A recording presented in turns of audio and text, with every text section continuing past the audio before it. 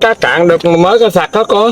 Cái này mình bắt ở đâu mà nhiều cái gì chú? Dạ đìa cạn, bởi vì đìa cạn này là đìa người ta xẹt đi tùm lum á, mình không nuôi cá, mình cũng nhờ cái lúc mà cá cạn vậy đó. Dạ. Mình bắt được nhiêu nên nhiêu.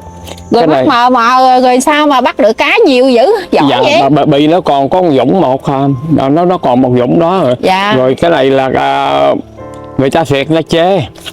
Kiểu như người ta bắt trước rồi. Dạ bắt biết mấy bận rồi, coi như cá lóc cái gì không còn cá sặc cái gì đó. Kiểu như cá ngon là người ta bắt hết rồi. Dạ, mấy cá dụng cá sặc. Dạ.